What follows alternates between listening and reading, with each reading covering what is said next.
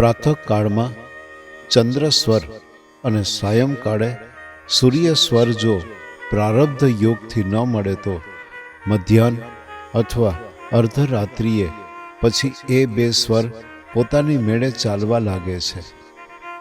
યુદ્ધ દૂર કરવાનું હોય તો તે ચંદ્ર સ્વર વિજયદાતા થાય છે અને પાસે યુદ્ધ કરવાનું હોય તો સૂર્ય સ્વર ફળદાયી થાય છે. જે તરફનો શ્વાસ ચાલતો હોય તે તરફનો પગ આગળ રાખી યાત્રા કરે તો તે યાત્રા સંપૂર્ણ સિદ્ધિઓને આપવાવાળી થાય છે. અયન તિથિ વાર તેના સ્વામીઓ સહિત દેવયોગે જો મનુષ્યને પોતાનો સ્વર ચાલતો હોય તો તે પુરુષ સ્વર માત્રથી શત્રુની સેના પર જય મેળવે છે. તેને વૈકુંઠ લોકમાં પણ વિઘ્ન થતું નથી. જે પુરુષ જે અંગમાં સ્વર ચાલતો હોય તે અંગમાં વસ્ત્ર પહેરીને જીવ રક્ષ એવો મંત્ર જપતો જાય તો યુદ્ધમાં જય પામે તથા પૃથ્વી પર પણ જ્યાં ત્યાં જય પામે. શાંત કર્મો વાસ્તે પૃથ્વી કે જળ તત્વમાં મુસાફરી કરે. યુદ્ધાદિ ઉગ્ર કર્મો વાસ્તે અગ્નિ યા વાયુ તત્વમાં મુસાફરી કરે, પણ બંને કર્મો વાસ્તે આકાશ તત્વમાં ગમન ન કરે. જે તરફનો પ્રાણ ચાલતો હોય તે હાથમાં શસ્ત્ર બાંધે, તે જીવતા અંગથી શસ્ત્રને સંભાળે અને તે જીવતા અંગથી હાથ વડે શસ્ત્રને ફેંકતો તે મનુષ્ય યુદ્ધમાં જરૂર વિજય પ્રાપ્ત કરે છે. જે મનુષ્યો પ્રાણવાયુનું આકર્ષણ કરી જમણી તરફ પગ લગાડીને સવારી પર ચઢે તો તેના સર્વ કાર્યોની સિદ્ધિ થાય. જે તરફ સ્વર ન ચાલતો હોય તે તરફ શત્રુને રાખે અને જે તરફ સ્વર ચાલતો હોય તે તરફ પોતાની સેનાને રાખી પૂર્ણ સ્વરમાં સ્થિત થયેલો પુરુષ જો એકલો હોય તો પણ પૃથ્વી પર જય મેળવે છે. શરીરમાં જે નાડી ચાલતી હોય તે નાડીના અધિપતિ દેવતાની દિશામાં તે અંગને સમૂળ કરી ગમન કરે તો સંપૂર્ણ કાર્યોની સિદ્ધિ થાય છે. સર્પ મુદ્રા કરી ઉપર પ્રમાણે યુદ્ધ કરે તો અવશ્ય કાર્ય સિદ્ધિ થાય. ચંદ્ર યા સૂર્ય કોઈ પણ સ્વર ચાલતો હોય એવામાં શત્રુ આવે તે સમયે જો વાયુ તત્વ 16 આંગણ ચાલે તો જરૂર વિજય મળે, અને શૂન્ય સ્વર ચાલતો હોય તો પરાજય નાશ થાય. જે દિશામાં વાયુ ચાલતો હોય તે દિશામાં ઊભા રહીને યુદ્ધ કરે તો સામો ઇન્દ્ર આવ્યો હોય તે પણ હારી જાય. જે પુરુષ યુદ્ધને સમયે શત્રુઓના પ્રહારોથી પોતાના પૂર્ણાંગની રક્ષા કરે છે તે બળવાન શત્રુઓથી પણ હાર પામતો નથી. યુદ્ધને સમયે અંગૂઠામાં અથવા તર્જની આંગળીમાં શબ્દ કરે અથવા પગના અંગૂઠામાં શબ્દ કરે તો લાખો યોદ્ધાઓને પણ જીતી શકે છે. ચંદ્ર સ્વરમાં અથવા સૂર્ય સ્વરમાં જો વાયુ તત્વ ચાલતું હોય તે સમયે નિરંતર જય પામવાની ઈચ્છાવાળો ગમન કરે તો તે દિશાઓનું રક્ષણ કરી શકે છે. જે મનુષ્યનો શ્વાસ અંદર જતો હોય તે સમયે તેને જો કોઈ દૂત વાંછિત વાર્તા કહે તો તેના કાર્યની સિદ્ધિ થાય છે. પણ શ્વાસ બહાર કાઢતી વખતે જો દૂત કોઈ વાર્તા કહે તો તે કાર્યની સિદ્ધિ થતી નથી. પુરુષની જમણી નાડી શુભ છે અને સ્ત્રીની ડાબી નાડી શુભ છે, અને યુદ્ધ સમયે કુંભક અથવા શ્વાસ રોકવો તે શ્રેષ્ઠ છે. જે હકાર અને જે સકારનો ભેદ જાણતો નથી તેને સ્વર્ગ જ્ઞાન શી રીતે પ્રાપ્ત થાય? કારણ કે સોહમ તથા હંસ એ બે પદોથી જ જીવ ઈષ્ટપદને પ્રાપ્ત કરે છે. શૂન્ય અંગને પરિપૂર્ણ કરી જીવાંગની રક્ષા કરે તો જય પ્રાપ્ત થાય. જીવાંગની રક્ષા ન કરે અને શૂન્ય અંગની રક્ષા કરે તો જીવાંગમાં ઘાત થાય. યુદ્ધ ગમન વિશે કોઈ પ્રશ્ન કરે તે વખતે પૂર્ણ સ્વર ચાલતો હોય તો ઘાત નહીં અને શૂન્ય સ્વર ચાલતો હોય તો ઘાત થશે એમ કહેવું. તે પ્રશ્ન સમયે પૃથ્વી તત્વ ચાલતું હોય તો પેટમાં ઘાત, જળ તત્વ ચાલતું હોય તો પગમાં ઘાત, અગ્નિ તત્વ ચાલતું હોય તો જ ઘામાં ઘાત અને વાયુ તત્વ ચાલતું હોય તો હાથમાં ઘાત અને આકાશ તત્વ ચાલતું હોય તો શિર પર ઘાત જાણવી. જો ચંદ્ર સ્વર ચાલતો હોય તો સ્વદેશમાં રહેલો રાજા જય પામે અને જો સૂર્ય સ્વર ચાલતો હોય તો બીજા દેશમાં જનારો રાજા જય પામે. જયની બાબતમાં સંદેહ પડે તો મધ્ય ભાગનું અવલોકન કરે. જો સુષુમ્ના નાડીમાં પ્રાણવાયુ ચાલે તો સંગ્રામમાં શત્રુ તરફથી સંકટ પ્રાપ્ત થાય. જે તરફથી નાડી ચાલતી હોય તે દિશામાં યુદ્ધ સમયે ઊભા રહી, દાખલા તરીકે ચંદ્ર નાડી ચાલતી હોય તો પૂર્વ કે ઉત્તર દિશામાં ઊભા રહી લડનાર વીર જય પામે છે. સૂર્ય નાડી સમયે સ્વદેશ પરદેશથી ગમન કરવાવાળો દેવતા, દૈત્ય અને મનુષ્યને સર્વને હરાવે છે. ચંદ્ર સ્વર ચાલતી વખતે સંગ્રામમાં પ્રવેશ કરવાવાળો પુરુષ શત્રુ પર જય મેળવે છે. સુષુમ્ના નાડી ચાલતી હોય ત્યારે ચાલવાવાળાને સ્થાન મળે છે. સૂર્ય સ્વર ચાલતો હોય ત્યારે દોડવાવાળાને વિજય મળે છે. બે મનુષ્ય યુદ્ધમાં વિજયના સંબંધમાં એકી વખતે પ્રશ્ન કરે તો પ્રથમ પ્રશ્ન પૂછવાવાળાને જો પૂર્ણ સ્વર ચાલતો હોય તો જય પ્રાપ્ત થાય અને ખાલી સ્વર હોય તો બીજાનો જય થાય. પૂર્ણ નાડી ચાલતી વખતે સંગ્રામમાં ગમન કરે તો શત્રુ પાછળ થઈ ચાલ્યો જાય, પણ જો શૂન્ય નાડીમાં ગમન કરે તો શત્રુ સામો આવી ઊભો રહે. જે નાડી શૂન્ય હોય તે તરફ શત્રુ હાલે તો જરૂર શત્રુનું મૃત્યુ થાય. ડાબી બાજુ ઊભો રહી કોઈ પ્રશ્ન કરે તો તે પ્રશ્નના અક્ષરોની ગણતરી કરવી. 1, 0, 3, 5 એ સમ ગણાય. 2, 4, 6, 8 એ વિષમ ગણાય. જો અક્ષર સમ હોય તો જય અને વિષમ હોય તો પરાભવ સમજવો. હવે જો જમણી બાજુએ ઊભો રહી કોઈ પ્રશ્ન કરે અને પ્રશ્નના અક્ષરો સમ હોય તો પરાભવ થાય અને પ્રશ્નના અક્ષરો વિષમ હોય તો જય પ્રાપ્ત થાય. ચંદ્ર સ્વર સમયે યુદ્ધ થશે કે નહીં તેવો પ્રશ્ન કરે તો સંધિ થશે એમ કહેવું, પણ સૂર્ય સ્વર સમયે એ જ પ્રશ્ન પૂછવામાં આવે તો યુદ્ધ થશે એમ કહેવું. પૃથ્વી તત્વમાં જો યુદ્ધનો પ્રારંભ થાય તો યુદ્ધ બરાબર જામે. જળ તત્વમાં જય પ્રાપ્તિ થાય, અગ્નિ તત્વમાં ભંગ થાય, વાયુ અને આકાશ તત્વમાં મૃત્યુ થાય.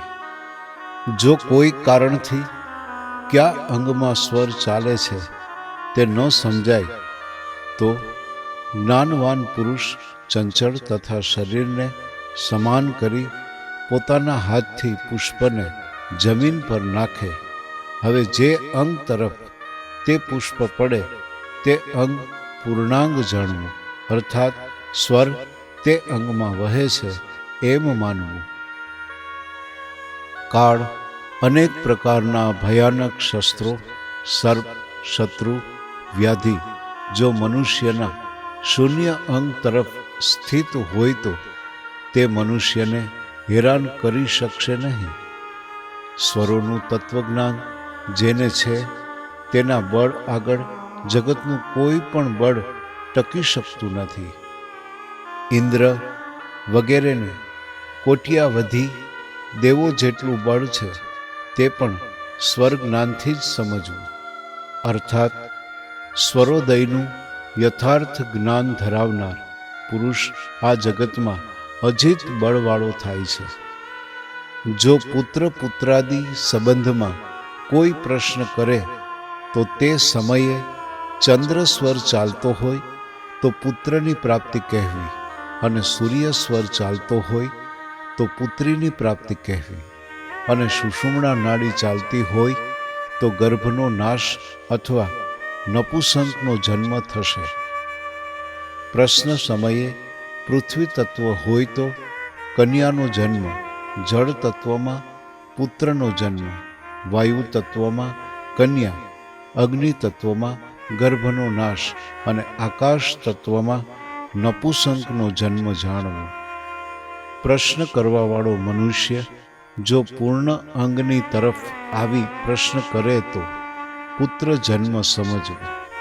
શૂન્ય સ્વર તરફ આવી પ્રશ્ન કરે તો શૂન્ય ફળ સમજવું, અને બંને સ્વર ચાલતા હોય તો બેનો જન્મ થાય. વાયુ તત્વમાં ગર્ભાધાન થાય તો પુત્ર દુઃખી થાય છે. અગ્નિ તત્વમાં થાય તો ગર્ભપાત થાય છે અથવા થોડા આયુષ્યવાળો પુત્ર જન્મે. જળ તત્વમાં થાય તો તે પુત્ર દિશાઓમાં પ્રસિદ્ધ, ધનવાન, સુખ સંપન્ન, ભોગયુક્ત, દ્રવ્ય સંચય કરવાવાળો થાય. પૃથ્વી તત્વમાં થાય તો તે પુત્ર ભોગી, ભવ્ય અને ધનવાન થાય. આકાશ તત્વમાં રહેલો ગર્ભ નાશ પામે છે. પૃથ્વી તત્વમાં રહેલો ગર્ભ પુત્ર થાય છે. જળ તત્વમાં કન્યા જન્મે છે. બીજા તત્વોમાં જો ગર્ભ રહે તો ગર્ભનો નાશ થાય યા જન્મીને મરણ પામે. ચૈત્ર શુક્લ પક્ષની પડવેના દિવસે પ્રાતઃકાળમાં જ્ઞાની પુરુષો તત્વો જોઈને વર્ષનું ફળ આંકે છે. તે સમયે ચંદ્ર સ્વર ચાલતો હોય અને પૃથ્વી, જળ કે વાયુ તત્વ હોય તો સુભિક્ષ થાય અને સર્વ પ્રકારની ખેતી થાય. પણ જો તે સમયે અગ્નિ અથવા આકાશ તત્વ હોય તો ઘોર ભય થાય અથવા દુકાળ પડે. મધ્ય નાડી સુષુમ્ના ક્રૂર છે અને સર્વ કાર્યોમાં અનિષ્ટ ફળદાયી છે, કારણ કે તે નાડી દેશભંગ, મહારોગ, કલેશ ઇત્યાદિ અનેક દુઃખોને આપે છે. મેષ સંક્રાંતિના સમયમાં સ્વરભેદનો વિચાર કરવો અને સ્વરથી જ લોકોના તત્વનું ચિંતન કરી સંવત્સરનું ફળ કહેવું. તે સમયે પૃથ્વી યા જળ તત્વ ચાલતું હોય તો શુભ ફળ આવે છે, અને આકાશ, વાયુ કે અગ્નિ તત્વ ચાલતું હોય તો અનિષ્ટ ફળ આવે છે. જો પૃથ્વી તત્વ ચાલતું હોય તો સુકાળ થાય, ઘણી ખેતી થાય, વરસાદ પણ સારો પડે અને લોકોની બુદ્ધિ, ગુણ પણ સારી રહે. જો જળ તત્વ ચાલતું હોય તો બહુ જ વરસાદ, સુકાળ, આરોગ્ય અને સુખ થાય, અને જો અગ્નિ તત્વ ચાલતું હોય તો દુકાળ, દેશનો નાશ, સંતાદી અને ધાન્યની ઉત્પત્તિનો નાશ અને બહુ જ થોડો વરસાદ હોય છે. મેઘ સંક્રાંતિ સમયે જો વાયુ તત્વ ચાલતું હોય તો ઉલ્કાપાત વગેરે અનેક અનિષ્ટ થાય. તે વખતે અતિવૃષ્ટિ, અનાવૃષ્ટિ, અલ્પવૃષ્ટિના વિઘ્નો થાય.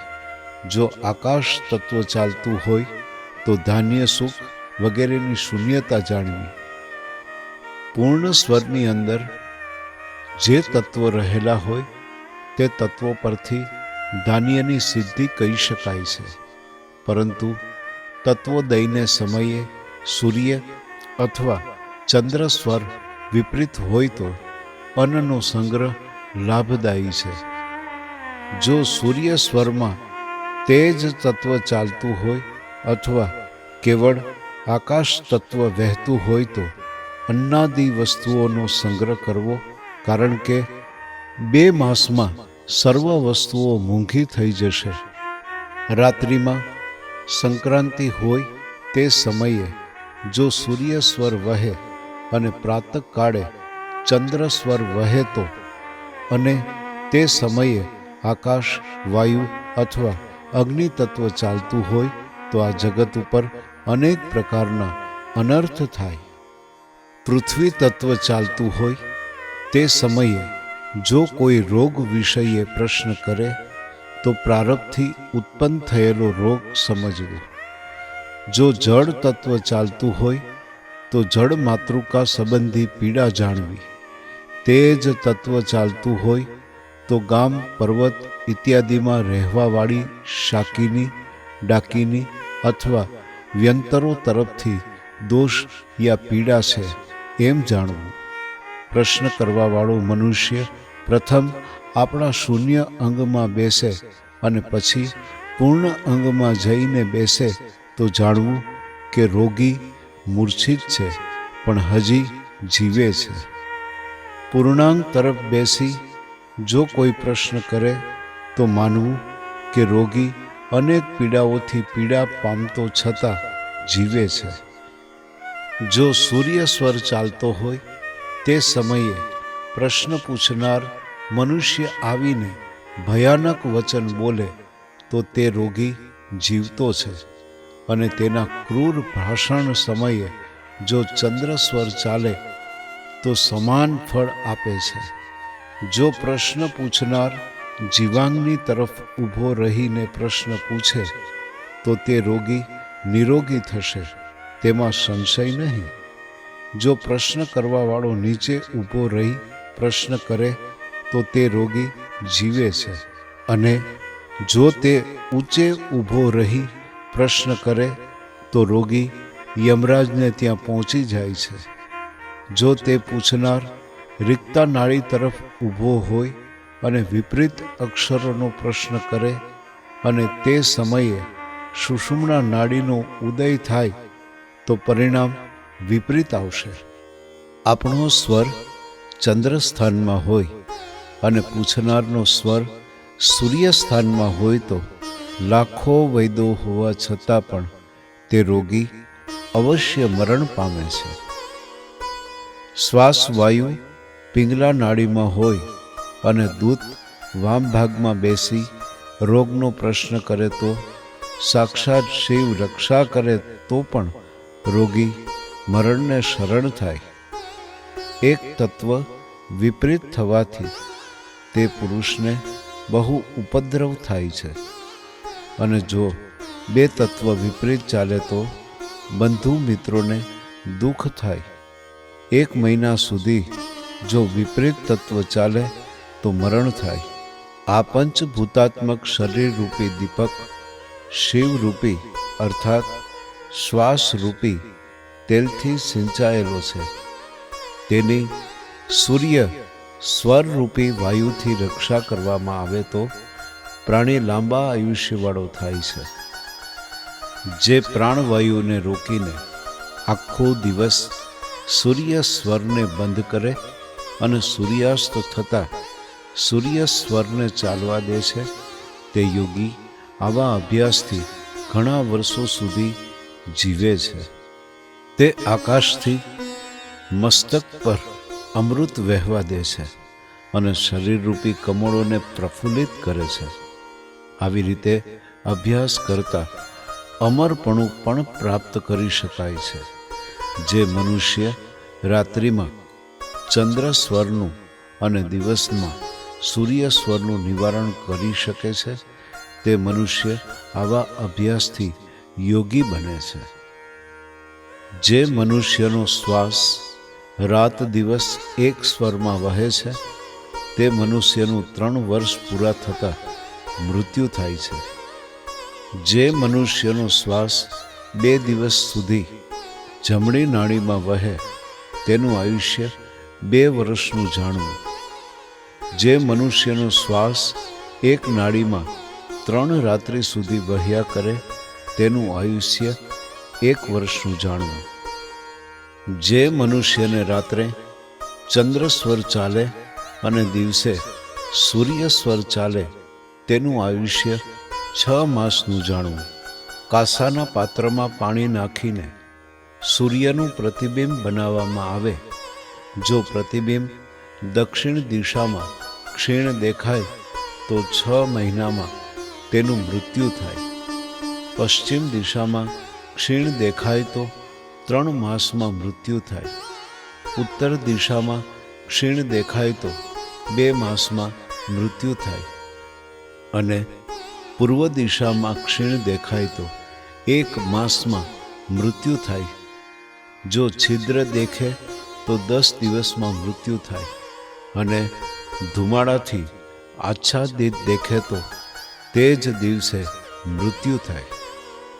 જો પ્રશ્ન પૂછનારે લાલ, ભગવા કે કાળા વસ્ત્ર પહેર્યા હોય, તેના દાંત તૂટેલા હોય અથવા તેનું માથું મુંડાવેલું હોય, શરીરે તેલ ચોપડ્યું હોય અથવા હાથમાં દોરડું હોય, વાતનો જવાબ આપે તેવો હોય તો તેનો પ્રશ્ન વ્યર્થ જાણવો. જો તે ભસ્મ, અગ્નિના અંગારા, કપાળ, પાશ અથવા મુશલ એ લઈને સૂર્યાસ્ત સમયે આવે અને જે સ્વર ચાલતો હોય તે તરફ આવીને બેસે તો તે રોગી અવશ્ય મૃત્યુ પામે. જે રોગીનું ચિત્ત અકસ્માતે બગડી જાય અથવા તે એકાએક ઉત્તમ પુરુષ બની જાય અથવા જેની ઇન્દ્રિયોનો એકાએક ઉત્પાત થાય તેને સન્નિપાત થયેલો જાણવો. જેનું શરીર એકાએક ઠંડુ થઈ જાય અથવા જેનો સ્વભાવ એકાએક બદલાઈ જાય તે અરિષ્ટ અનિષ્ટ કહેવાય. આ બધું સંક્ષેપથી કહેવામાં આવ્યું છે.